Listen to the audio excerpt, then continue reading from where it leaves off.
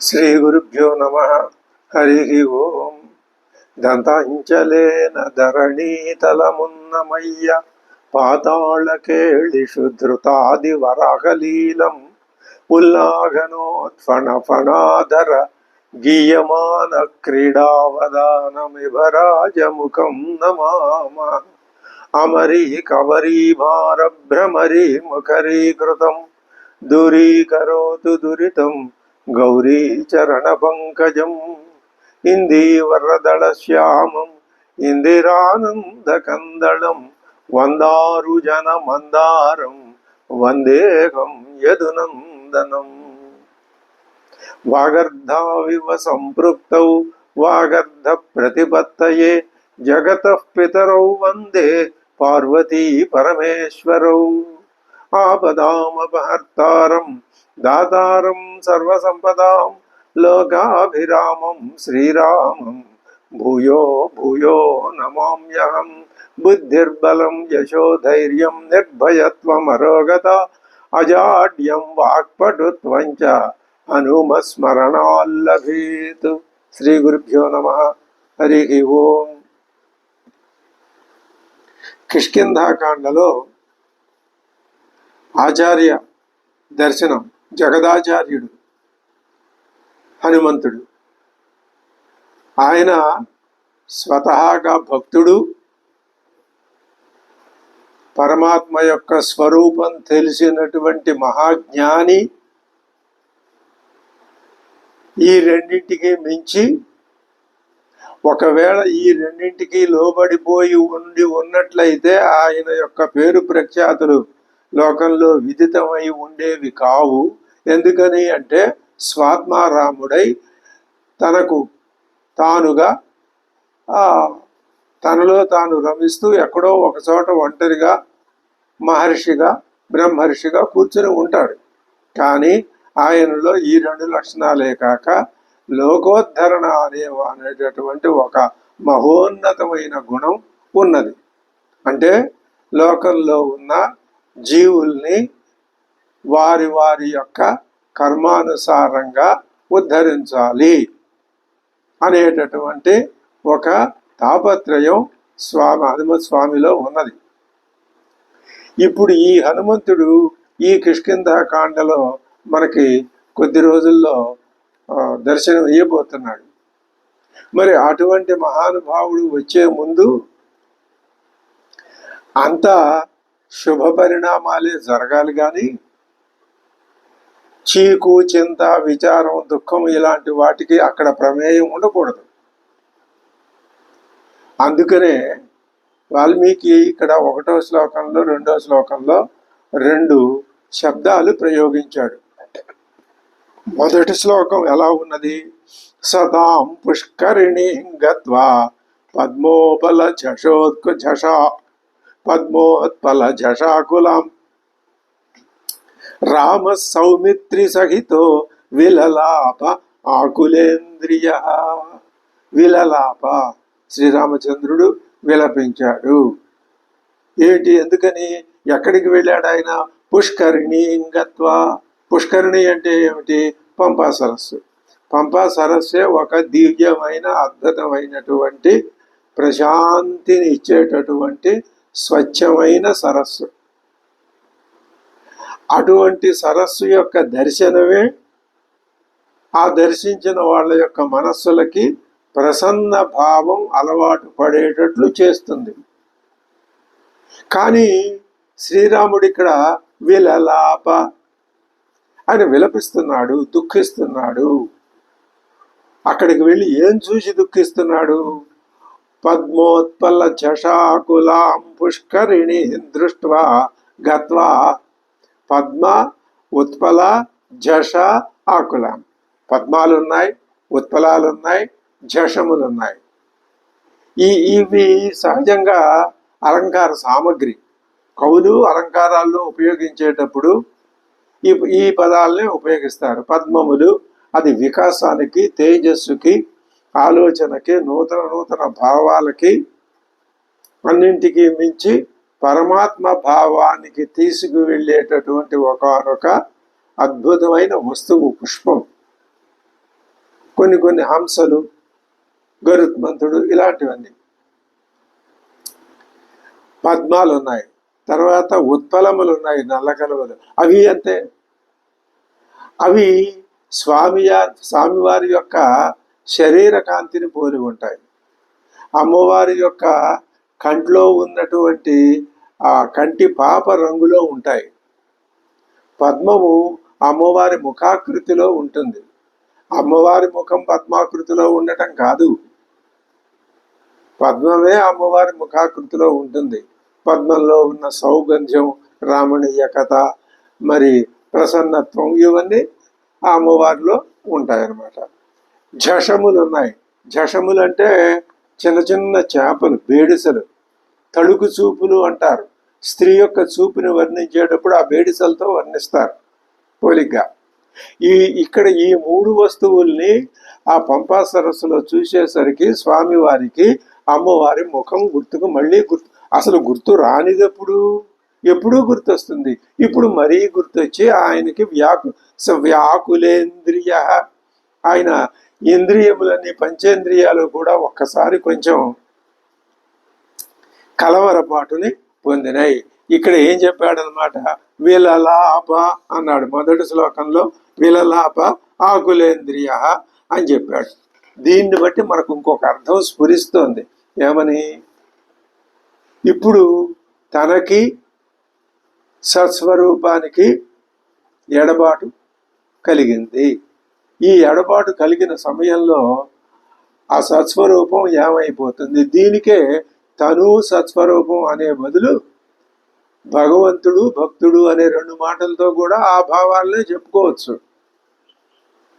భగవంతుడికి కూడా భక్తుడికి దూరం అయితే కొంచెం వ్యాకులపాటు కలుగుతుంది. లౌకిక దృష్టితో, పారమార్థిక దృష్టితో స్వరూపంలో ఏమీ మార్పు లేదు. మార్పు ఉన్నట్టు చెబితే అది స్వరూపం కాదు. అంతేకాదు, ఇది స్వరూపము అని చెప్తే అది స్వరూపం కాదు. మీరు మాటలతో చెబితే అది ఏమవుతుంది? మీకు ఆబ్జెక్ట్ అయి కూర్చుంటుంది. మీరు కళ్ళతో చూసినా ఆబ్జెక్ట్ అవుతుంది. మీరు వెళ్ళి స్పర్శించినా ఆబ్జెక్ట్ అవుతుంది. మీరు ఇంద్రియాలకి వశమై ఆ పరమాత్మ స్వరూపాన్ని నేను ప్రసన్నుని చేసుకుంటాను, ప్రత్యక్షం చేసుకుంటాను, ఉపాసనలు చేస్తాను, కర్మలు చేస్తాను, తపస్సు చేస్తాను, వీటన్నింటికీ అది లొంగేది కాదు. మరి ఎలాగా? ఇవన్నీ మాకు ఉన్న ఆయుధాలే ఇవి కదా. మరి ఎలాగా పరమాత్మని ప్రసన్నుని చేసుకోవటం అంటే దానికి చెప్తున్నారు. ఎందుకని ఆయన ప్రసన్నుడు? అంగుష్ఠమాత్రోంతరాత్మ, అంగుష్ఠమాత్ర పురుషో అంతరాత్మ. కేవలం అంగుష్టం అంతా ఉంటాడట. ఎక్కడ? హృదయం అనే గుహలో. అంటే అంగుష్టం అనేది ప్రమాణం చెప్పారు, కానీ నీ పరమాత్మ యొక్క స్వరూపం నీ హృదయంలోనే ఉంటుంది. ఆలోచనే, నీ జ్ఞాపకమే, నీ స్ఫురణే, నీ తెలివే పరమాత్మ. అంగుష్ఠమాత్ర పురుషోంతరాత్మ సదా జనానాం హృదయే సన్నివిష్ట. నీ హృదయంలోనే ఎప్పుడు సన్నివిష్టుడై ఉన్నాడు. ఆ సంగతి నీకు నాకు తెలియదు. ఎవరు చెప్తున్నారు? వేదం చెప్తోంది. ఏమని చెప్తోంది? సదా హృదయే జనానాం సన్నివిష్ట. ఇప్పుడు ఏం చేయాలి మేము? మా హృదయంలోనే ఉన్నాడంటున్నారు, సన్నివిష్టంగానే సన్నిహితుడుగానే ఉన్నాడంటున్నారు. ఎలా చూడాలి? మా లోపల ఉన్నదాన్ని మేము ఎలా చూడాలి? బయట ఉన్నదాన్ని చూస్తాం. ఈ కళ్ళు బయట ఉన్నదాన్నే చూడగలవు, కానీ లోపల ఉన్నదాన్ని ఎలా చూస్తాయి? ఇది పెద్ద ప్రశ్న. అందుకని దాన్ని నువ్వు చూడటం కాదు, అక్కడ చూడటం అనే శబ్దం ఉపయోగించరాదు.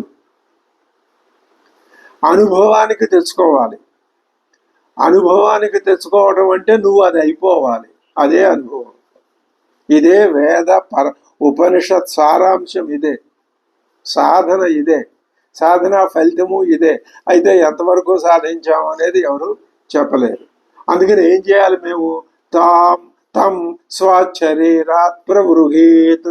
నీ శరీరం నుంచి దాన్ని ప్రవృహేత్, విడదీసుకో. ఎలాగా విడదీసుకోవాలి? ముంజాది వైశీకాం. ఇంకా ఎలాగ? ధైర్యేణ. దీనికి ధైర్యం కావాలి. ధైర్యం అంటే అజ్ఞానానికి వ్యతిరేకం. నీకు అజ్ఞానం ఉంటే ధైర్యం రాదు. ధైర్యం అంటే అర్థమేమిటన్నమాట, ఎన్ని అవాంతరాలు వచ్చినా కూడా ఆ అవాంతరాలకి లొంగిపోక. అవాంతరాలు ఎక్కడి నుంచి వస్తాయి? ద్వైతం అంతా అవాంతరమే, సంసారం అవాంతరమే, నీ మనస్సు నీకు అవాంతరం, నీ బుద్ధే నీకు అవాంతరం. దాన్నే నువ్వు నెమ్మదిగా అధిగమించాలి. ఏం చెప్తున్నాడు? త్వం స్వాశరీరాత్ ప్రవృహేత్ అలాగా ముంజాదివేషికాం ధైర్యేణ. ఒక ఒక దర్భగడ్డి ఆ కాడ దాన్ని పట్టుకొని, అది అటు ఇటు ఎంత ఉంటుంది, మధ్యలో ఈను పుల్ల ఎంత ఉంటుంది, దాన్ని పట్టుకుని దర్భ పుల్లని పట్టుకుని నెమ్మదిగా ఈయనని తీసినట్టు. ఇది చాలా, దానికే ఇంకొక మాట కూడా చెప్తారు. తమలపాకు పట్టుకొని మధ్యలో ఈయనని ఎక్కడా తెగకుండా, ఎక్కువ తక్కువగా రాకుండా సమానంగా వచ్చేటట్టు ఎంత శ్రద్ధగా చేస్తావో ఉపనిషత్తు చెప్తోంది, కఠోపనిషత్తే చెప్తోంది. ఇది సాధన మార్గం. మనం ఏం చేస్తున్నాం అన్నమాట, శ్రీరాముడు చెప్పిన మాటలు వింటున్నాం, చదువుతున్నాం. ఇక్కడ వర్ణన చదువుతున్నాం ప్రస్తుతం. వర్ణనలో శ్రీరాముడి అవస్థను చూసి దాని ద్వారా సూటిగా భావన చేస్తున్నాం.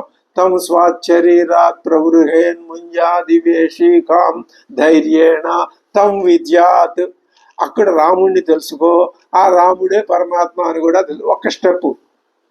రాముణ్ణి తెలుసుకున్న తర్వాత ఒక స్టెప్ కూడా అక్కర్లా, రాముడే పరమాత్మ తక్షణమే. తం విద్యాచుక్రం అమృతం, తం విద్యాచుక్రం అమృతం ఇది. అలాగే ప్రవిలాప ఆకులేంద్రియ, ఆకులమైన ఇంద్రియాలు కలవాడై ప్రవిలాప దుఃఖించాడు. ఎందుకు దుఃఖిస్తున్నాడు? భగవంతుడికి భక్తుడి మీద ఎడతగని అనురాగం. ఆ భక్తుడు తాను ఒకటైపోవాలి అని భగవంతుడు. ఇదంతా భావన. ఈ భావన దేనికి దారి తీయాలి? సాధనకి దారి తీయాలి, అంతే. అందుకని విలలాప అన్నాడు. ఇప్పుడు మళ్ళీ రెండవ శ్లోకంలోకి వస్తున్నాం. మరి శ్రీరాముడి పరంగా ఎలా చెప్పుకుంటాం? సీతా వియోగం వల్ల దుఃఖం. లోపల భావన చేస్తే భక్తుడి వియోగం వల్ల దుఃఖం. ఇది విలలాప ఆకులేంద్రియ. ఈ మొదటి శ్లోకమే ఎంతో అర్థవంతమైంది, గంభీరమైనటువంటి శ్లోకం. సతాం పుష్కరిణీం గత్వా పద్మోత్పల జషాకులాం రామ సౌమిత్రి సహితో విలలాప ఆకులేంద్రియ. తస్య దృష్ట్వైవ తాం హర్షాత్ ఇంద్రియాణి చ కంపిరే. తస్య దృష్ట్వైవ తాం హర్షాత్, తస్య ఇంద్రియాణి తాం దృష్ట్వైవ, తాం ఆ పంపా సరస్సుని దృష్ట్వైవ చూడటంతో తస్య ఇంద్రియాణి చ కంపిరే, ఆయన యొక్క ఇంద్రియాలు ఏమైనాయి? హర్షాత్ చ కంపిరే, హర్షంతో ఆనందంతో కంపించిపోయినాయి. ఇందాక ఇంద్రియాలు ఆకుల పాటు పొందినాయి, ఇప్పుడు హర్షంతో కంపించినాయి. వెంటనే హర్షం ముందు ఇది. ఎందుకని హర్షము అంటే అర్థం ఏమిటి అంటే, అక్కడ ఏముంది? పంపా సరస్సులో పద్మ ఉత్పల జషాలు ఉన్నాయి, అవి చూసి ఇంద్రియాలు ఆకులపాటు పొందినాయి. ఆ పంపా సరస్సు మొత్తాన్ని చూసి, సరస్సు చుట్టూ ఉన్నటువంటి వృక్షాలను చూసి, ఆ పుష్ప సంపదను చూసి, అక్కడ మృగ సంపదను చూసి, వనశోభను చూసి హర్షం లేభే, హర్షాన్ని పొందాడు పరమాత్మ. అందుకు హర్షం, ఇందుకు దుఃఖం. రెండు భావాల్ని చక్కగా ఒకే సమయంలో చూపిస్తున్నాడు వాల్మీకి. అదే చెప్తున్నాడు. తస్య దృష్ట్వైవ తాం హర్షాత్ ఇంద్రియాణి చ కంపిరే సకామవశమాపన్నః సౌమిత్రిమిదమబ్రవీత్. సౌమిత్రితో అంటున్నాడు, ఇంద్రియాలు ఎప్పుడైతే హర్షోత్ఫుల్లమైనయో ఆయనలో మళ్ళీ కామభావన ప్రేరేపింపబడింది. కామభావన దేనికి? కథ, అమ్మవారి యొక్క జ్ఞాపకం గుర్తు రాగానే. అంటున్నాడు. ఇప్పుడు లక్ష్మణుడితో అంటున్నాడు. పంతే ఆయన ఇంద్రియాన్ని చకంపిరే, పంచేంద్రియాలు చలించాయి అంటే మనస్సు కామవశమైంది. దీంతో ప్రకృతి సౌందర్యం అంతా ఒక్కచోటే మనకి కనిపిస్తుంది. భగవంతుడికి భక్తుడు గుర్తు రావటం అంటే కామం, అదే హర్షం. ఈ రెండు భావాలు ఈ శ్లోకంలో చూపించారు. సౌమిత్రే శోభతే పంప. ఇంకా ఆయన నోటి వెంట నిసర్గ మధురములైనటువంటి అత్యద్భుతమైనటువంటి సౌందర్యపూరితమైన పదాలు గుంపులు గుంపులుగా రమణీయ కమనీయమైన పదాలు వస్తున్నాయి. సౌమిత్రే శోభతే పంప. పంపా సరస్సు ఎంత శోభిస్తుందో చూడవయ్యా. ఈయన దృష్టిలో ఒక విషయం మనం ఇక్కడ గుర్తుపెట్టుకోవాలి. రాముడి దృష్టిలో లక్ష్మణుడు చిన్న పిల్లవాడు. అమ్మవారు తాను కలిసి ఉన్నప్పుడు అయ్యో ఇక్కడ మరొక మనిషి ఉన్నాడన్న ఇది ఉండదు. ఆవిడతో మాట్లాడుతున్నా కానీ మరి ఎలాగైనా కానీ ఏ సంభాషణ అయినా అతడిని ఆయన తానుగానే భావిస్తాడు. అది బాగా గమనించాలి మనం. సౌమిత్రే శోభతే పంప వైడూర్య విమలోదక పుల్ల పద్మోత్పలవతి. ఇందాక చెప్పాడు పద్మోత్పల ఝషాకులం.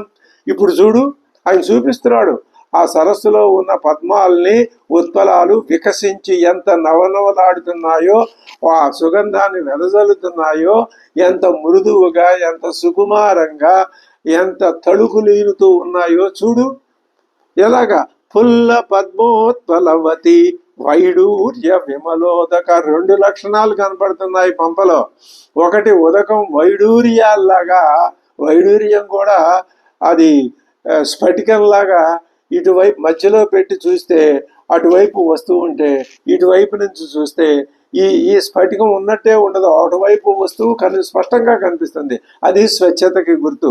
వైడూర్య విమలోదక అంటే స్వచ్ఛమైన నీరుతో కూడి ఉన్నది. పద్మోత్పల పుల్ల పద్మోత్పలవతి వికసించిన పద్మాలు, ఉత్పలాలు. ఈ రెండు లక్షణాలు చెప్పాడు. శోభిత వివిధైర్ద్రుమై. ఇక్కడ ఈ నది స్వచ్ఛమైన నీరు, వికసించిన పద్మాలు, ఉత్పలాలు, నది ఒడ్డున అంతటా వివిధైర్ద్రుమై. ఇది అద్భుతమైన దృశ్యం. ఇటువంటి సౌందర్యపూరితమైన దృష్టి ఉంటేనే ఆ దృష్టి ఎప్పుడు ఆ దృష్టికే పరమాత్మ గోచరిస్తాడు. ఆ పరమాత్మ గోచరిస్తాడని అంటున్నాం కానీ ఇందాక చెప్పిన విషయాలు మనం గుర్తుపెట్టుకోవాలి. పరమాత్మ గోచరించేవాడు కాదు. మరి ఎందుకు ఆ మాట చెప్తారు? అది అంతకంటే వేరే మాటలు లేవు, చెప్పడానికి లేవు. అది బాగా అర్థం చేసుకోవాలి మనం. ఇటువంటి ప్రసన్నమైన మనస్సుకే పరమాత్మ కనిపిస్తాడు. ఆ ప్రసన్నమైన మనస్సు ఎలా సిద్ధిస్తుంది? రాక్షస గుణాలు పోతే. అది పోతే ప్రసన్నత్వం, ప్రసన్నత్వం ద్వారా పరమాత్మ యొక్క స్వరూపం. అదే చెప్తున్నాడు ఇక్కడ. స్వచ్ఛమైన జలాలు అన్నాడు కదా, అంటం వల్ల అక్కడ భక్తియుక్తమైనటువంటి హృదయం, స్వచ్ఛత్వం. భక్తి ఎంత స్వచ్ఛంగా ఉంటే పరమాత్మ మీద అంత ఆ మనస్సు లగ్నమై నిలుస్తుంది.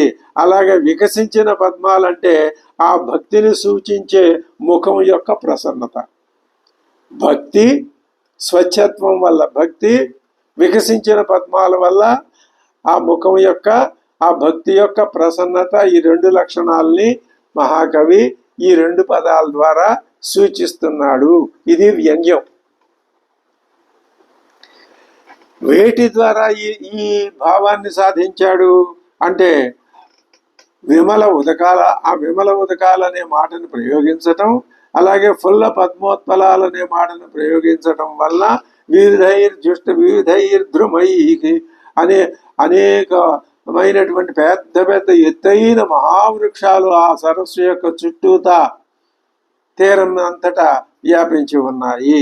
సౌమిత్రే పశ్య పంపాయాః కాననం శుభదర్శనం. పంప జలం, పంపలో ఉన్నటువంటి పద్మోత్పలాలు, పంప చుట్టూ ఉన్నటువంటి శుభ వృక్షాలు కాననం. వృక్షాల సమూహమే కాననం.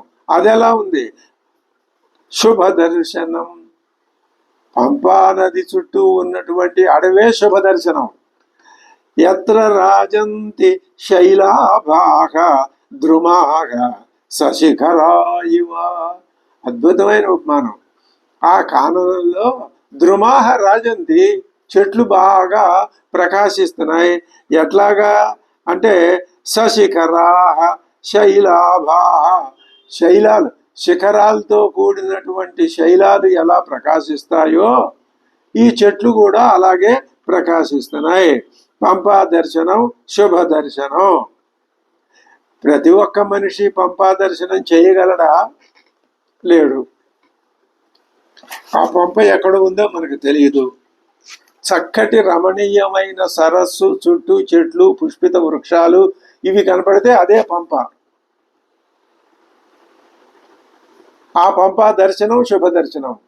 దీనంతటికీ ప్రత్యామ్నాయం ఇప్పుడు మనం ఏం చూస్తున్నాం? పంపలో శుభ దర్శనం అని నిర్ణయానికి వచ్చాం. ఏం చూస్తున్నాం? స్వచ్ఛమైనటువంటి నీరు, పద్మోత్పలాలు, పుష్పిత వృక్షాలు. ఈ మూడు భగవంతుడే, ఈ మూడు పరమాత్మే, ఈ మూడు శ్రీరాముని స్వరూపమే. ఇవి అక్కడ కనపడ్డాయి కాబట్టి శుభ దర్శనం అన్నాం. ఇవి ఎక్కడ కనపడినా శుభ దర్శనమే. మనకి ఆధునిక కాలంలో మనం కోదండ రామాలయానికి వెళ్తే అక్కడ కనిపించే స్వామి శుభ దర్శనాన్ని ఇచ్చేవాడు అని కూడా మనం దానివల్ల ఒక ప్రతీయమానమైనటువంటి అర్థాన్ని భావన చేసుకోవచ్చును. అటువంటి వృక్షాలు కనిపిస్తున్నాయి. తర్వాత మాంతు శోకాభిసంతప్తం మాధవ పీడయన్నివ భరతస్య చ దుఃఖేన వైదేహ్యాహరణేన చ. మళ్ళీ స్వామివారికి కొద్దిగా విషాదం కనపడుతోంది. అది దేనివల్ల? భరతుడేమో అయోధ్యలో నగరానికి బయటే వ్రతాలు, ఉపవాసాదులు అనే నియమాలతో ఆయన కాలక్షేపం చేస్తుంటే పాపం అయ్యో ఆయన ఈ విధంగా శరీరాన్ని కర్షింపజేసుకొని తన మీద శ్రీరాముడి మీద భక్తితో తనకి ఉపదేశింపబడిన, తనకి అందించబడినటువంటి కర్తవ్యాన్ని యథావిధిగా యథాశక్తిగా నిర్వహిస్తున్నాడే అని భరతుడి మీద అభిమానం.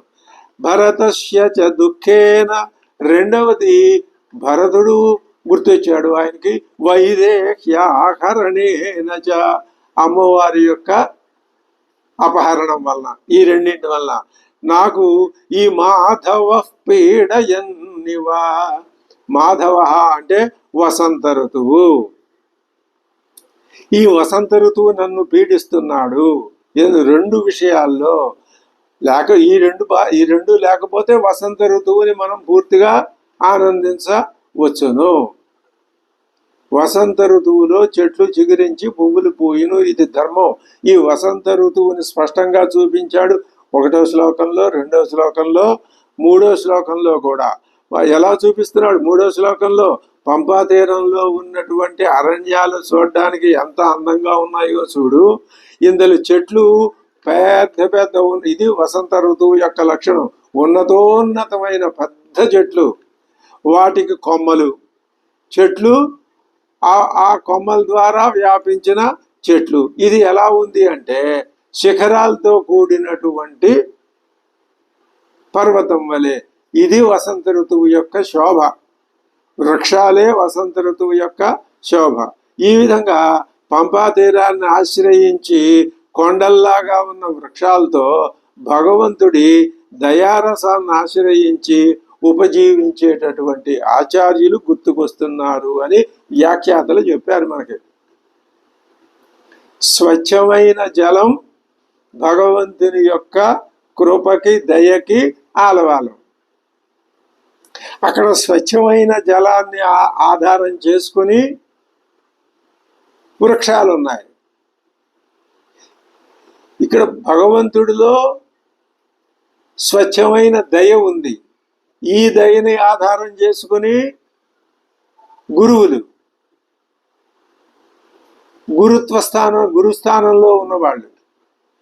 ఇప్పుడు మనం స్వచ్ఛమైన జలాలకి నిలయమైన పంపా నది ఒడ్డున, పంపా సరస్సు ఒడ్డున వృక్షాలు ఉన్నాయి అనే వాక్యం వింటే భగవంతుని యొక్క దయకి ఆలవాలమై గురువులు ఆ దయారసాన్ని సాధకులైన శిష్యులకి అందిస్తున్నారు అనే ఒక విశేష భావన గుర్తుకి వస్తుంది. అది వసంత ఋతువుని స్వామి వాల్మీకి మహర్షి వర్ణించినటువంటి విధానం. ఇప్పుడు ఇంతకుముందు శ్లోకాన్ని ఒకసారి మళ్ళీ సమన్వయం చేసి చూసుకుంటే, సౌమిత్రే పశ్య పంపాయాః కాననం శుభదర్శనం యత్ర రాజంతి శైలాభాః ద్రుమాః శిఖరా ఇవ మాంతు శోకాభిసంతప్తం మాధవః పీడయన్నివ. పీడిస్తున్నాడు, ఖచ్చితంగా పీడిస్తున్నాడు అంటల్లా. యువ ఉపనిషత్తు ఎప్పుడూ కూడా యువ అనే అంటుంది. ఎందుకని? అది లేదుగా అక్కడ. సృష్టి జరిగిందో అన్నట్లు అంటే ఏం నిజంగా జరగలేదా? అది నువ్వు నిర్ణయించుకోవాలి. మేం చెప్పాల్సిన భావం చెప్పాం, మేం ఖచ్చితంగా చెప్పామనుకో, నువ్వు అదే పుచ్చుకు వేలాడతావు, ఇంకో భావనలోకి వెళ్ళావు. ఆ యువ అనే శబ్ద ప్రయోగంలో ఔచిత్యం అది. యువ అని చెప్పి వదిలేస్తుంది వేదం. దాన్ని బట్టి సహృదయుడైన భావుకుడు ఆలోచించుకోవాలి. ఆ శిఖరాలతో కూడి ఉన్నటువంటి వృక్షాలు దేనివల్ల విలసిల్లుతున్నాయి? స్వచ్ఛమైన పంపాజలం చేత. ఆచార్యులు వృక్షాల్లాగా ఎత్తుగా ఉన్నారు ఆచార్యులు. అది ఇద్దరికి పోలిక. ఆచార్యులు అంటే గురువులు వృక్షాల్లా ఎత్తుగా ఉన్నారు. మరి ఆ వృక్షాలకి కొమ్మలు ఉన్నాయి కదా, ఆ కొమ్మల స్థానంలో శిష్యులు ఉన్నారు.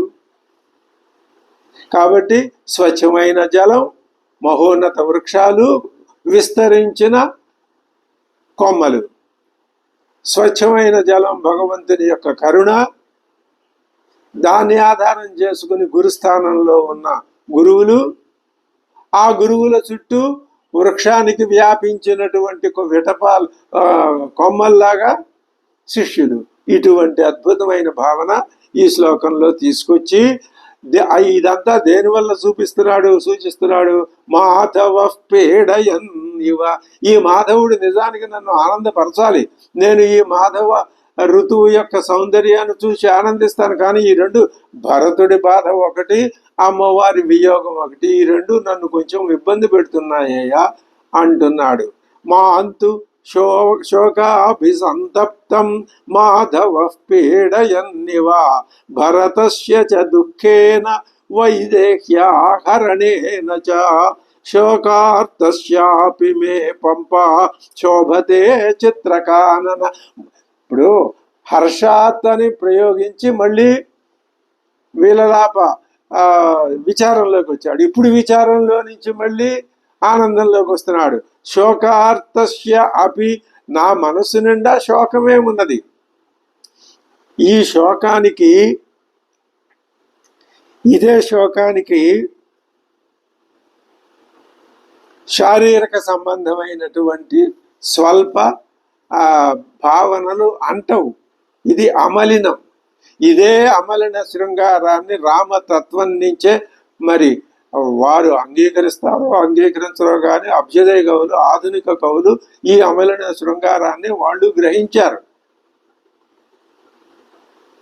ఆ శోకాన్ని, సహృదయుడి మనస్సులో ఎప్పుడూ ఒక పక్కన శోకం ఉంటుంది. సహృదయుడి మనసులో శోకం ఉండాల్సిన అవసరం ఏముంది? ఏముండాలి? ఆనందం ఉండాలి, సంతోషం ఉండాలి. సంపద ఉంది కాబట్టి ఎంతో పొంగిపోవాలి. సంపదను చూసి సహృదయుడు పొంగిపోడు, అది అజ్ఞాని చేసే పని. సంపద ఎప్పుడు అజ్ఞానాన్ని పెంపొందిస్తుంది తప్ప, అజ్ఞానమే సంపదను కోరుతుంది తప్ప, జ్ఞానం సంపదని తృణప్రాయంగా తీసిపారేస్తుంది. అదే వైరాగ్యానికి మూలహేతువు. మరి సహృదయుడు హృదయంలో శోకం అంటే ఆ విధమైన విచారం, ఒకానొక చెప్పలేనటువంటి దుఃఖభావం. ఎందుకయ్యా నీకు దుఃఖభావం? పరమాత్మని నేను ఇంకా తెలుసుకోలేకపోయాను, ఆ స్వరూపం నాకు ఇంకా అనుభవంలోకి రావడం లేదు. ఇదే మనం ఉన్న స్థాయి. ఇప్పుడు గుర్తుపెట్టుకోవాలి, అనుభవంలోకి తెచ్చుకోవటానికే మనం చేసే ప్రయత్నం ఎంతవరకు సఫలమవుతుంది, ప్రారబ్ధం ఎంతవరకు అనుమతిస్తే అంతవరకు సఫలమవుతుంది. ప్రారబ్ధ బలం ఎక్కువైందనుకోండి, అది అనుభవంలోకి రాదు. అనుభవంలోకి రావాలి అనేటటువంటి ఆ కోరిక గాఢంగా ఇప్పుడు ఉన్నది మనకి. కాబట్టి ప్రారబ్ధం ఏం చేయలేకపోయింది, అయినా ఉంది. ఈ స్థితిని, మన యొక్క స్థితిని మనం ఎప్పుడు బేరీజు వేసుకోవాలి. అందుకని శ్రీరాముడు హృదయంలో ఉన్నటువంటి విషాదానికి అర్థం అది. ఆ విషాదంతో పాటే ఆనందం కూడా ఉంటుంది. ఆనందం ఎందుకు? భక్తుడి మీద కరుణతో. ఈ కరుణా దృష్టే మానిషాద అనే నిన్న శ్లోకంలో చెప్పుకున్న దాంట్లో కూడా ఇదే. ఈ కరుణే, దీనికి ఏకోరస కరుణయేవా అని భవభూతి లోకానికి గొంతెత్తి ఘోషించి చెప్పాడు. కరుణారసమే, రామాయణానికి మూలం కరుణారసమే. ఇంకొక మాట చెప్పుకోవాలంటే, శ్రీరాముడుగా శ్రీ మహావిష్ణువు అవతరించటానికి మూల కారణం కరుణ. ఎవరి మీద కరుణ? దయా, జాలి సాధకుడి మీద. ఎందుకని? అయ్యో వీడింకా అజ్ఞానాన్ని పోగొట్టుకోలేకపోతున్నాడే, ఎప్పుడు అజ్ఞానాన్ని పోగొట్టుకుంటాడు, ఎప్పుడు నన్ను గురించి తెలుసుకుంటాడు, ఎప్పుడు నేను అతడు ఏకమైపోతాం. అది భగవంతుని యొక్క భావన, పరమాత్మ భావన అది. ఈ భక్తుడి భావన కూడా తదనుగుణంగానే ఉండాలి. అందుకనే మనం నిన్న మానిషాద శ్లోకంలో మనం చెప్పుకున్న అర్థం ఏం చెప్పుకున్నాం? రెండు పక్షుల్లో ఒక పక్షి అజ్ఞానంలో పడిపోయింది. ఆ అజ్ఞానంలోకి పడింది. ఎవరు కొట్టారు? అజ్ఞానం అనే బోయ కొట్టాడని మనం అర్థం చెప్పుకుంటున్నాం. అక్కడున్నటువంటి శ్లోకం అంతవరకే అది. దానికి పరిమితిని మించిన అర్థం అదెందుకు ఇస్తుంది? ఏ పదానికి ఈ పదానికి ఈ అర్థం అంటే అదే ఇస్తుంది. పుస్తకం అంటే పుస్తకం అనే అర్థమే ఇస్తుంది తప్ప ఇంకో మైక్ అనో ఇంకో పెన్ననో అర్థం ఇయ్యదు కదా ఆ పదం. కాబట్టి మానిషాద శ్లోకంలో అంతే, అక్కడ దృశ్య పదార్థం అదే. భావన, నీ భావన నీ ఇష్టం, నీ సంస్కారాన్ని బట్టి నీ భావన ఉంటుంది. ఇక్కడ ఏమిటి? రెండూ కలిసి ఉన్న స్థితిలో ఒకటి పడిపోయిందే, ఆ పడగొట్టింది ఎవరు? అజ్ఞానం. కాబట్టి ఓ అజ్ఞానమా, నీకు స్థితి లేకుండా పోవుగాక. అంటే నువ్వు ఎక్కువ కాలం ఉండవు. అజ్ఞానం ఎక్కువ కాలం ఉండదు అంటే అర్థం ఏమిటి? పోతుంది. పోతే మిగిలేదేమిటి? జ్ఞానం. జ్ఞానమే స్వస్వరూపం. స్పష్టంగా మానిషాద శ్లోకానికి ఈ విధమైనటువంటి అర్థం మనం భావించుకోవటంలో ఏ విధమైనటువంటి అభ్యంతరం ఉండటానికి అవకాశం లేదు. అదే భావం మొత్తం రామాయణం అంతా. శ్రీరాముడి అవతార పరమ ఉద్దేశం కూడా, ముఖ్యోద్దేశం కూడా అదే, భక్తుణ్ణి ఉద్ధరించటమే. దానికి ఆయన ఆడిన నాటకం. ఏమి నాటకం ఆడాడు? తాను తన శక్తి కొంచెం సేపు దూరంగా ఉన్నట్టు ఒక సన్నివేశం కల్పించాడు. ఆ శక్తి రాక్షస భావాలు వచ్చి శక్తిని ఆక్రమించినట్లుగా చూపిస్తున్నాడు. సాధకుడిలో కూడా ఆ శక్తి ఉన్నది, కానీ రాక్షస భావాల చేత కప్పబడి ఉంది. నేను అమ్మవారిని ఎలా మళ్ళీ నా స్వస్వరూపంతో నేను చేర్చుకున్నాను, మీరు మీలో ఉన్నటువంటి శక్తిని ఆ విధంగా చేర్చుకుంటే ఆ చేర్చుకున్న వాళ్ళందరూ ఒకటే అవుతారు అని చెప్పడం, ఇదే రామాయణం యొక్క పరమార్థం. మనం స్పష్టంగా ఉపనిషదార్థం వైపుకే రామాయణాన్ని తీసుకుని పెడుతున్నాం తప్ప మరొక అప్రశస్త విధానంలో చెప్పుకోవటం లేదు. అదే చెప్తున్నాడు. శోకార్తస్యాపి మే పంపా శోభతే చిత్రకానన. నేను శోకార్తుడే. శోకార్తుడనే మాటకి మనం ఇంతసేపు చెప్పుకున్నాం. పరమాత్మ అంటే ఇక్కడ నిజంగా పరమాత్మలో శోకం లేదు, దుఃఖం లేదు, ఏ భావం లేదు. కానీ రాముడిగా వచ్చేసరికి అన్నీ వస్తాయి. ఇది విచిత్రం. రాముడుగా వచ్చేసరికి అన్నీ వస్తే రాముడు మనము ఒకటే కదండి. ఒకటే నువ్వు అనుకో, కానీ రాముడు ప్రస్తుతం నువ్వు అనుకున్న స్థితి కంటే పైన ఉన్నాడు. నువ్వు ఆ స్థితికి చేరుకో, అప్పుడు రాముడు నువ్వు ఒకటే అవుతావు. అంతేగాని రాముడిని నీ స్థాయికి తీసుకొచ్చేసి రాముడికి కూడా నీలో ఉన్నటువంటి ఆసుర భావాలను అంటగట్టేసి నేను రాముడు ఒకటే అంటే అదే మూర్ఖత్వం అని చెప్తారు. అందుకనే శోకార్తశ్యాపి మే, నేను శోకార్తుడినే అయినప్పటికీ పంపా శోభతే చిత్రకానన, చిత్రమైనటువంటి అడవులతో కూడిన పంప శోభిస్తున్నది. వ్యవకీర్ణా బహువిధై పుష్పై శీతోదగా శివ, శివ అందంగా సుందరంగా మంగళప్రదంగా ఏది పంప స్త్రీలింగ శబ్దం. చిత్రకానన వ్యవకీర్ణ పుష్పై శీతోదక శివ, ఎన్ని అద్భుతమైన లక్షణం. ఇంతకుముందు పంప యొక్క భౌతిక స్వరూపాన్ని, ఇందులో కూడా భౌతిక స్వరూపం ఉంది. చిత్రకానన, కాననం అనేది మానవ సమూహం లాంటిది. చెట్ల సమూహం కారణం. కారణం అనేది ఒక చోట కనపడదు నీకు. అసలు ఆ కారణం అనే భావనే పరమాత్మకి దగ్గరలో ఉంటుంది. ఇప్పుడు స్ఫురిస్తున్నది ఆలోచన. కాననం ఎలాంటిదో మీరు ఒక పంపా నది చుట్టూ ఉన్నటువంటి వనాన్ని తిలకిస్తే, ఉత్తర రామచరిత్ర నాటకంలో భవభూతి గోదావరి చుట్టూ ఉన్న వనాల్ని వర్ణిస్తాడు. అది చూస్తే వృక్షముల యొక్క సమూహమే వనం. వనం అనేది ఏ ఒక్క చోట ఒక అంగుళంలోనో ఒక గజంలోనో ఒక చోటకు పరిమితమై ఉండదు. అలాగే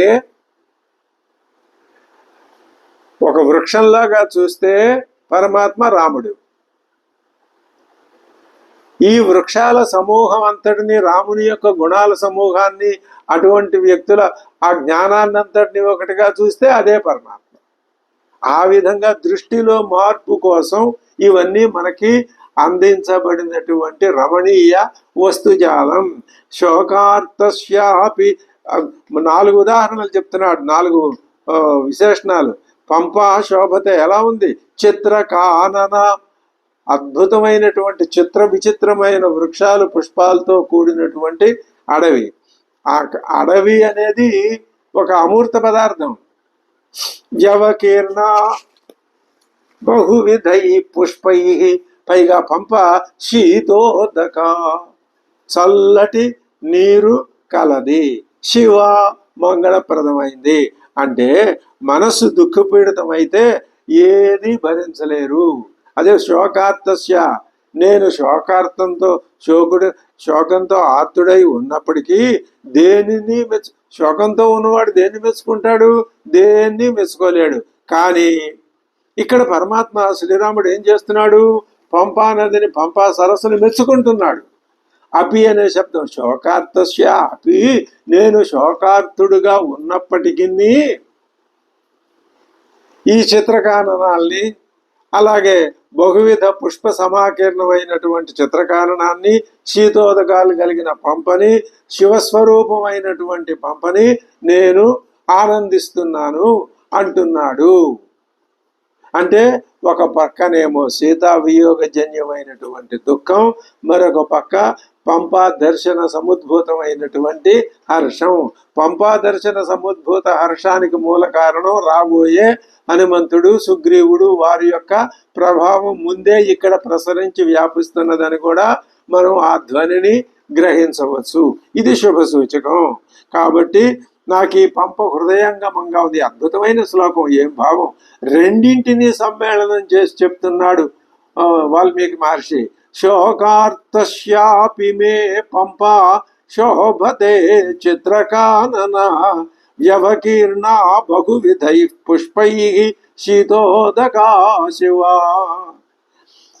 నళినైరపి సంచన్నా హి అత్యర్థం శుభదర్శన, సర్పవ్యాళానుచరిత మృగద్విజ సమాకుల. ఈ సరస్సులో నళినైరపి సంచన్న, తామర పూలు, కలవ పూలు, సంచన్నం బాగా, అసలు నీళ్లు కనపడకుండా కప్పివేశా ఈ సరస్సు మొత్తాన్ని. బాగా దట్టంగా ఉన్నాయి. అత్యర్థం ఈ సంచన్నములైనటువంటి పద్మాల చేత సరస్సు శుభదర్శనంగా ఉన్నది. సర్పవ్యాళ అనుచరిత మృగద్విజ సమాకుల, మృగములు ద్విజములు ఇవి కూడా పంప ఒడ్డున ఉన్నాయి. పక్షులు ఉన్నాయి, మృగాలు ఉన్నాయి. ఇవి ఇక్కడ తిరుగుతున్నాయి. ఈ కొలనులో తామర పువ్వులు, కలవ పువ్వులు క్రిక్కిరిసి ఉన్నాయి. దీనివల్ల ఈ రెండింటి వల్ల శుభదర్శన. కానీ ఇక్కడ సర్ప వ్యాళ అనుచరిత, పాములు ఉన్నాయి, వ్యాళాలు ఉన్నాయి. సర్పం, వ్యాళం అంటే కొండ చెలువలు, పెద్ద పెద్ద కొండ చెలువలు ఉన్నాయి, అవి ఉన్నాయి. అవేం పెద్ద భయం కలిగించట్లా. ఇదేమిటి పంపని ఇలా ఎందుకు చెప్తున్నాడు? ఇంతకు ముందే కదా చెప్పాడు. శోకార్తశాపి, నాలో శోకము ఉన్నది, ఆనందము ఉన్నది. పంపలో శుభదర్శనత్వము ఉన్నది. దేనివల్ల? శీతములైన జలములు, శివాత్మకమైన ప్రసన్నత, మరి పద్మములు, ఉత్పలములు, జషములు ఇవి క్రిక్కిరిచిపోయి ఉన్నాయి. అటువంటివన్నీ ఉండటం చేత శుభత్వం. అక్కడే సర్పాలు, వ్యాళాలు తిరుగుతున్నాయి. శోకం కూడా ఉంది. అందువల్ల కొంచెం వ్యాకులపాటు. ఈ రెండు భావాల్ని అత్యద్భుతంగా చూపించాడు. అది కొలలో అంటే దీన్ని బట్టి మనం ఏమర్థం చెప్పుకోవచ్చు? సాధకుడిలో పంపలో శుభ లక్షణాలు ఉన్నాయి, కొన్ని అప్రియమైన లక్షణాలు ఉన్నాయి. అశుభానికంటే అనేకంటే అప్రియమైన, ప్రియ లక్షణాలు ఉన్నాయి, అప్రియ లక్షణాలు ఉన్నాయి. అంటే భక్తుడిలో జన్మత ఉపాధిని బట్టి వచ్చినటువంటి కష్ట సుఖాలు, సుఖ దుఃఖాలు, కామక్రోధాలు ఉండవచ్చు, ఉండి తీరుతాయి. శంకర భగవత్పాదులతో సహా ఆ మాటకు వస్తే శ్రీరామచంద్రుడిలో కూడా ఉన్నాయి. అవి ఉంటాయి, అవి ఉన్నాయి. అవి నన్ను ఏం చేస్తాయి? అది ఇప్పుడు సముద్రం ఏం చేస్తుంది? తనకు తాను ప్రశాంతంగా ఉంటుంది. అక్కడ తరంగాలు, ఫేనము, బుద్బుదాలు ఇవన్నీ సుడులు తిరుగుతూ ఉంటాయి. అవి ఏమిట్లే, అవి నా విభూతి అని వాటిని లెక్క చేయదు. అది నేనే. అవన్నీ జలం లేకుండా బుద్బుదాలు ఉన్నాయా? తరంగం ఉందా? లేదుగా. జలమే, నేనే అది అంటుంది సముద్రం. అలాగే మనలో ఉన్న కామక్రోధాదులు కూడా అవి నన్నేం చెయ్యవు, అవి నా నుంచే ఉద్భుతం, అవి నేను లేకపోతే అవి లేవు, వాటిని నేను నాలో ప్రవిలాపనం చేసుకోగలను, అవి నన్ను మించి నన్ను భయపెట్టలేవు అనే స్థితిని సంపాదించటం కోసం అవి ఉంటాయి. సాధకుల్లో దోషాలు ఉండవచ్చు, ప్రారంధం ఉంటుంది, కానీ ఏం చేయాలి? పోగొట్టుకోవాలి. కొలనులో ఏమున్నాయి? సర్పాదులు ఉన్నాయి. మరి తామరలు, కలవజులు కొలంలో మనోహరంగా ఉన్నాయి కదా. అంటే జ్ఞాని యందు ఏ దోషమైనా ఉన్నప్పటికీ అది అతనికి హేత్వాన్ని కలిగించదు. కానీ పూర్తిగా రావణాసురుడిలాగా అన్ని దోషాలు కలిగి ఉంటే హేయత్వం. మరి మారీచుడిలాగా, విరాధుడిలాగా, కబంధుడిలాగా కొన్ని సుకృతాలుంటే అది స్వీకార్యమే. తేషాం తేజో విశేషేణ ప్రత్యవాయో న విద్యతే అని స్మృతి చెప్తున్నదని వ్యాఖ్యాతలు చెప్తున్నారు. ఆ అప్రియ లక్షణాలు ఉండటం మూలాన వాళ్ళకి ప్రత్యవాయో న విద్యతే అంటే రావణాసురుడికి వాడి గుణాలు ప్రత్యవాయాన్ని కల్పిస్తాయి తప్ప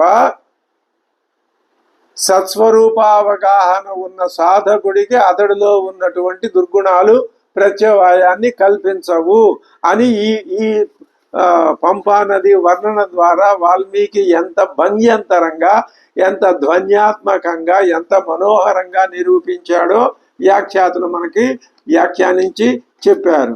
నళినైరపి సంచన్నాహి అత్యర్థం శుభదర్శన సర్పవ్యాళానుచరిత మృగద్విజ సమాకుల అధికం ప్రతిభాత్యేతన్నీలపీతం తుషాద్వలం ద్రుమాణాం వివిధైః పుష్పైః పరిస్తోమైరివార్పితం.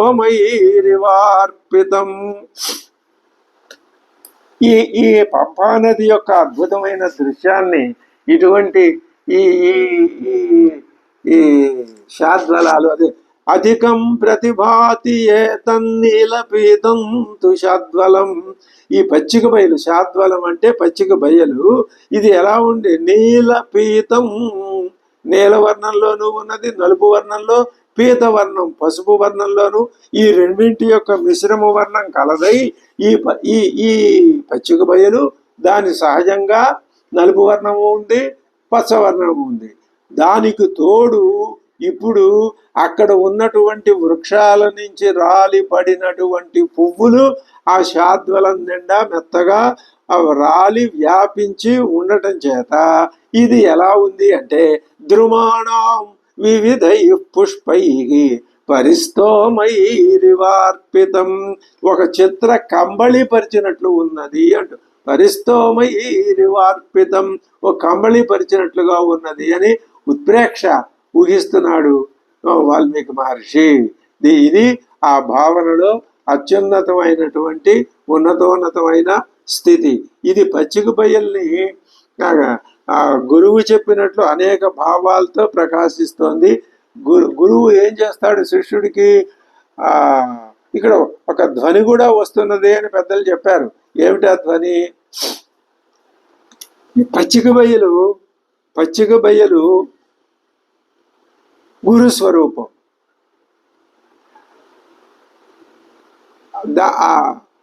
ఆ పచ్చిక బయలు వెదజల్లేటటువంటి ఆ వివిధ వర్ణ సమ్మేళనం గురు స్వరూపం, గురువు బోధ. పచ్చిక బయల్లాంటి వాడు శిష్యుడు. ఈ రత్నకంబళి సదృశమైనటువంటి ఉపమానాన్ని తీసుకురావటం వల్ల ఇన్ని వివిధ భావాలు గురువు ద్వారా శిష్యుడికి వస్తున్నాయి అని ఒక సందేశం, ఒక భావన కలుగుతున్నది అని పెద్దలు వివరించి చెప్పారు. ఇది కూడా రమణీయమైనటువంటి భావనగా మనం స్వీకరించాలి. అధికం ప్రతిభాతి ఏతన్నిలపీతం తుషద్వలం ద్రుమాణం వివిధై పుష్పై. ఈ భావన ఎక్కడి నుంచి తెచ్చారు? ద్రుమములు ఆచార్య స్థానం అని చెప్పాడు. ఆ ద్రుమముల నుంచి రాలిపడే పువ్వులే ఆచార్యులు శిష్యులకు చెప్పే భావాలు, అవే ఉపనిషత్ భావాలు. ఈ వృక్షాలు, కొమ్మలు, పువ్వులు, కింద శాద్వలము, ఇదంతా ఒక ఉపనిషత్ వాతావరణాన్ని, అద్భుతమైన వేద వాతావరణాన్ని, వైదిక వాతావరణాన్ని సృష్టిస్తున్నదని మనం భావన మాత్రంగా గమ్యమానం చేసుకోవచ్చును. అధికం ప్రతిభాచేతన్నిలపీతం తుషద్వలం ద్రుమాణం వివిధై పుష్పై పరిస్తోమైరివార్పితం. ఈ పచ్చిక బయలు నానా పుష్ప సమూహాల్ని ధరించి సుందరమై ఉన్నది అని అనడం చేత ఇంకొక విశేష భావన కూడా అనేక అంటే ఒక పురుషుడు అనేక గురువుల వలన జ్ఞానం సంపాదించడం, ఇది భావం. ఇందాక చెప్పుకున్న భావం రెండు ఒకటే. అంటే ఈ పురుషుడు భగవంతుడే గురువు. గురువు నుంచి చెప్పబడిన వెదజల్లబడిన భావాలే పుష్పాలుగా ఇక్కడ సమాకీర్ణమై వెదజల్లబడి ఉన్నాయి. అధికం ప్రతిభాచేతన్నిలపీతం తుషాద్వలం ద్రుమాణం వివిధై పుష్పై పరిస్తోమైరివార్పితం.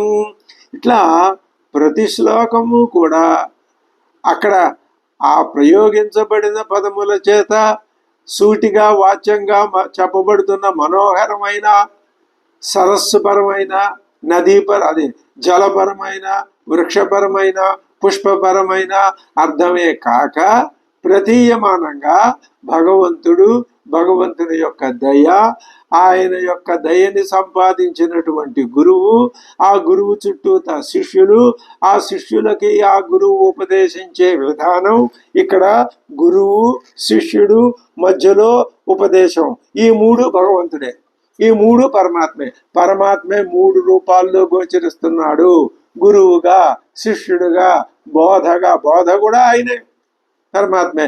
ఈ మూడింటి సమాహారమే పరమాత్మ. అటువంటి వ్యంగ్యార్థాన్ని, ధ్వన్యార్థాన్ని సూచిస్తున్నాడు మహాకవి ఈ శ్లోకాలన్నింట్లోనూ కూడా. పుష్పభార సమృద్ధాని శిఖరాణి సమంతత లతాభిః పుష్పితాగ్రాభిః ఉపగూఢాని సర్వతః. ఇప్పటిదాకా వృక్షములు, కొమ్మలు, ఆచార్యులు, శిష్యులు, ఈ ఈ శోభ భగవంతుడు ఈ అర్థంలో విహరింపజేశాడు సహృదయుల మనస్సుల్ని. ఇప్పుడు దృశ్యం మారుస్తున్నాడు వాల్మీకి. ఇప్పుడు దేంట్లోకి తీసుకెళ్తున్నాడు? పుష్పభార సమృద్ధాని, పుష్పభారముల చేత సమృద్ధంగా ఉన్నాయి. శిఖరాణి సమంతత, ఆ సమంతత అన్ని వైపులకి శిఖరాలు వ్యాపించి ఉన్నాయి. లతాభి పుష్పితాగ్రాభి ఉపగూఢాని సర్వతః. ఈ వృక్షాలు, చెట్ల కొమ్మలు అంతటా, కొమ్మల నిండా పుష్పాల సమూహం. ఆ కొమ్మల కొనలలో పూచిన తీగలు, అవి ఆ మూలాగ్రము పెనవయసుకుని శోభిల్లుతున్నాయి. కొమ్మలకి పోచిన అటువంటి పువ్వులు, తీగలు అవి ఒకదాన్నొకటి పొనవేసుకుని శోభి, అంటే చెట్లు తీగల చేత చుట్టుకొనబడి సమృద్ధిగా పుష్పించి ఉన్నాయి అనటం చేత గృహస్థాశ్రమ ధర్మంలో ఉండి నిరవధికమైన జ్ఞానం కలిగినటువంటి మహానుభావులు, సాధకులు సూచింపబడుతున్నారు అని పెద్దలు అత్యద్భుతమైన అర్థం చెప్పారు. చెట్లు తీగల చేత చుట్టుకొనబడి సమృద్ధిగా పుష్పించి ఉన్నాయి అని చెప్పాడు శ్లోకంలో. దీనివల్ల ఏం తెలుస్తోంది అంటే, చెట్లు తీగలతో చుట్టుకొనబడి ఉన్నాయి అంటే గృహస్థు అనేక బంధాల చేత బంధింపబడి ఉంటాడు. అయినా అతడి మనస్సులో సమృద్ధిగా ఆ చెట్లు పుష్పించినాయి అంటే ఆయన మనస్సులో పరమాత్మకు సంబంధించిన భావం నిష్ఠగా స్థిరపడి ఉన్నది అని, అది నిరవధికమైనటువంటి జ్ఞానం కూడా ఆయనలోనే ఉందని ఈ రెండు భావాలతో చెట్టు వృక్షాలను వర్ణించే. పుష్పభార సమృద్ధాని శిఖరాణి సమంతతః లతాభి పుష్పితాగ్రాభిః ఉపగూఢాని కౌగలించుకొనబడి ఉన్నవి. ఏవి? వృక్షములు. వేటి చేత? లతల చేత, పుష్పించిన లతల చేత కొమ్మలు, వృక్షములు ఉపగూఢములై ఉన్నవి. లతలు చెట్లని పెనవేసుకుని ఉన్నాయి. ఇక్కడ జ్ఞానం ఈ గృహస్థుడిని పెనవేసుకుని ఉన్నది. గృహస్థుడిలో గృహస్థ ధర్మాలు ఉన్నాయి, ప్రకృతి ధర్మాలు ఉన్నాయి. అవి వాటి అంతట వాటిని చూస్తే అవి పరమాత్మ భావనకి అనుకూలంగా ఉండవు. అనుకూలంగా ఉండకపోవటమే వాటి స్వభావం. కానీ వాటిని కూడా అనుకూలంగా మార్చుకొని తనలో ఉన్నటువంటి తన స్వస్వరూపమైన పరమాత్మ భావాన్ని జారిపోనీయకుండా స్థిరంగా నిలబెట్టి ఉంచుకోవటం గృహస్థుడిలా. అటువంటి గృహస్థు ఈ ఈ శ్లోకంలో, వర్ణంలో మనకి ధ్వనిస్తున్నాడు. అలా ధ్వనింపజేస్తున్నాడు వాల్మీకి. పుష్పభార సమృద్ధాని శిఖరాణి సమంతతః లతాభిః పుష్పితాగ్రాభిః ఉపగూఢాని సర్వతః. అక్కడ ఇదంతా ఏ మాసం అంది వర్ణన ఇక్కడ బయటపడి చెప్తున్నాడు. సుఖానిలోయం సౌమిత్రే కాలః ప్రచురమన్మథః గంధవాన్ సురభిర్మాసః జాత పుష్ప ఫలద్రుమః సురభిర్మాసః. ఇది వసంత మాసము. ఇదంతా వసంత ఋతువు. వసంత ఋతువులో ఇంతకు పూర్వం అరణ్య పర్వంలో గోదావరి స్నానానికి వెళ్ళేటప్పుడు హేమంత ఋతువుని అత్యద్భుతంగా వర్ణించాడు లక్ష్మణుని యొక్క ముఖత వాల్మీకి. అక్కడ హేమంతం యొక్క ఆ ప్రసన్నత్వాన్ని, ఆ గొప్పదనాన్ని, రమ్యత్వాన్ని మనం మనసారా ఆస్వాదించాం. అందులో పరమాత్మ తత్వాన్ని చూశాం. ఏ ఋతు వర్ణన చేసినా అందులో స్పష్టంగా కనిపించే అంశాలు పరమాత్మ తత్వం, సాధకుడి స్థితి, సాధకుడి భావన, సాధకుడిలో ఉన్నటువంటి తీవ్ర సాధనత్వం, ఇవి ఎక్కడ ఏ శ్లోకాల్లో కనిపిస్తాయో ఆ శ్లోకాల్ని 1-2 సార్లు కనుక మననం చేస్తే అవి మనకి ద్యోతమానం అవుతాయి. అటువంటి కావ్యమే ఎన్నో ఏళ్ల పాటు పర్వతాలు నదులు ఉన్నంతకాలం ఉంటుంది. అటువంటి పరమాత్మ సూచకం కాని వర్ణనలు కాని కథాభాగాలు కాని అటువంటివి లేని కావ్యం అది ఉన్నా ఒకటే లేకపోయినా ఒకటే, ఒట్టి మాటల పోగే తప్ప అది సరైనటువంటి పద్ధతిలో ఉన్నది కాదు. సుఖానిలోయం సౌమిత్రే, ఈ సమయంలో వసంత ఋతువులో అనిలో ప్రళయ మారుతాలు ఉండవు. శరీరంలో ఉన్న ఎముకల్ని కూడా కొరుక్కు తినేసే చలి ఉండదు. ప్రసన్న సుఖానిల అయం వసంత అయం సురభిర్మాస సుఖానిలోయం కాల, ఈ కాలం సుఖమైన అనిలం, చల్లటి మంచి. ఎంత శ్రమ పడినా ఆ పడిన శ్రమనంతటిని ఒక క్షణంలో మటుమాయం చెయ్యగలిగినటువంటి చక్కటి ప్రసన్నమైన వాయువు. పైగా అటువంటి స్థితి ఎప్పుడైతే వాయువు వల్ల శరీరానికి వస్తుందో ప్రచుర మన్మథ, ప్రచుర విజృంభించిన మన్మథ భావాలు. గంధవాన్, చక్కటి పువ్వుల నుంచి వచ్చే గంధము. ఈ సురభిర్మాస జాత పుష్ప ఫలద్రుమ, ద్రుమాలకి పుష్పాలు ఫలాలు అవి కలిగి ఉన్నాయి. ఇది వసంత మాసం యొక్క లక్షణం.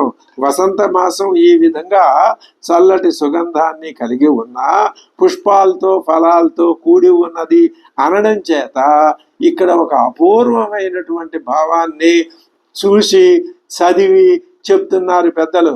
జనకాదుల వలె ఐశ్వర్యం కలిగి ఉన్నా కూడా భగవద్ జ్ఞానమందు ఆసక్తి గల కర్మయోగి. ఇందాక గృహస్థుడు కనిపించాడు, ఇప్పుడు కర్మయోగులు కనిపిస్తున్నారు. ఇది ధ్వని. కర్మయోగి ఎవరు? జనకుడు. ఏమి ఉన్నప్పటికీ కర్మయోగిత్వం మనకు స్పష్టంగా కొట్టొచ్చినట్లు కనిపిస్తోంది. అంటే ఐశ్వర్యం ఉన్నప్పటికీ ఇక్కడ ఐశ్వర్యం దేంతో పోల్చబడింది? ఈ చల్లటి గాలి, సుగంధం, పుష్పాలు, ఫలాలు, ఇదంతా ఐశ్వర్యం. ఎవరి యొక్క ఐశ్వర్యం? వసంత మాసం యొక్క ఐశ్వర్యం. ఇన్ని ఉన్నా కూడా వసంత మాసం చూస్తే ఒక జనకర్షి వంటి, బ్రహ్మర్షి వంటి, రాజర్షి వంటి ఒక జనక మహర్షి లాగా ఉన్నది వసంత మాసం. వసంత మాసం వర్ణన గుర్తొచ్చేసరికి మరి అలాగే కాళిదాసు వసంత మాసానికి పరమేశ్వరుడు గుర్తురాలా? అలాగే భగవద్భావన లేని వర్ణన పనికిరాదు. అదే చెప్తున్నాడు. సుఖానిలోయం సౌమిత్రే కాల ప్రచురమన్మథ. ఋతువులన్నింటిలోకి మధుమాసం అద్భుతమైన సౌందర్యపూరితమైన వర్ణన. కవి శబ్ద వాచ్యుడు ప్రతివాడు కనీసం 1-2 పద్యాలైనా వసంతాన్ని ఈనాటికి కవులు వసంతాన్ని గురించి వర్ణిస్తూనే ఉన్నారు. వాళ్ళ అనుభూతిని జోడించితే దాంట్లో ప్రాణం వస్తుంది. అంతే తప్ప ఏవో శబ్దాల్ని పేరిస్తే అందులో ప్రాణం ఉండదు. అనుభూతి ప్రధానమైందే కవిత్వం. కాదని ఆధునికులు తిరస్కరిస్తే తిరస్కరించి ఉండవచ్చుగాక, అది వేరే సంగతి. ఇక్కడ సీతా వియోగాన్ని వెళ్ళగొక్కుతున్నాడు. అది కాముక నాయక వర్ణనాకీర్ణమైనది. కార్యప్రపంచంలోనే ఇలాంటి వసంత వర్ణన లేదు. కాళిదాసు మరి ఇక్కడ కాళిదాసాదులు కూడా ఈ వాల్మీకి మహర్షి యొక్క వసంత వర్ణన ముందు కాళిదాసాదులు చేసిన వసంత వర్ణన కూడా నిలవదు. అంటే నిలవదంటే వారి గొప్పతనం వారికి ఉంటుంది. అన్నింటికంటే ఉన్నతోన్నతంగా వసంతాన్ని వర్ణించడం వాల్మీకి యొక్క సొత్తు అని తర్వాత కవులంతా కూడా అంటున్నారు. ఏమిటి అంటే మహర్షి ఇక్కడ శ్రీరామచంద్రుడి యొక్క విప్రలంభ శృంగారం 2 విధాలు. సంయోగ శృంగారం, విప్రలంభ శృంగారం. విప్రలంభ శృంగారాన్ని ఇక్కడ సీతారాముల యొక్క ఆ విరహావస్థని ఆలంబనంగా చేసుకుని అద్భుతంగా వర్ణించాడు వాల్మీకి. ఇది విప్రలంభ శృంగారం మనకి ఇక్కడ కనిపిస్తూ ఉన్నది. సుఖానిలోయం సౌమిత్రే కాల ప్రచురమన్మథ గంధవాన్ సురభిర్మాస జాత పుష్ప ఫలద్రుమ. అందుకనే వాల్మీకి యొక్క వసంత ఋతు వర్ణన రసిక జన మనోభిరామంగా హృద్యంగా ఆ చక్కటి పదాలతో కూడినటువంటి అనుష్ఠుప్ శ్లోకాలు ఒక గంగా ప్రవాహంలాగా ఋతువుని వర్ణించి చెబుతూ తద్వారా పరమాత్మ సౌందర్యాన్ని సాధకులు గ్రహించేటట్లు చేయడానికి అక్కడ చక్కటి ఆస్కారాన్ని కల్పించాడు అని పెద్దలు చెప్తారు. ఇంకా వధువాస వర్ణన పూర్తి కాలేదు. మరి తర్వాత శ్లోకాల్లో ఏ విధమైనటువంటి భావన పటిము ఉంటుందో తర్వాత పరిశీలిద్దాం. అంతవరకు స్వస్తి.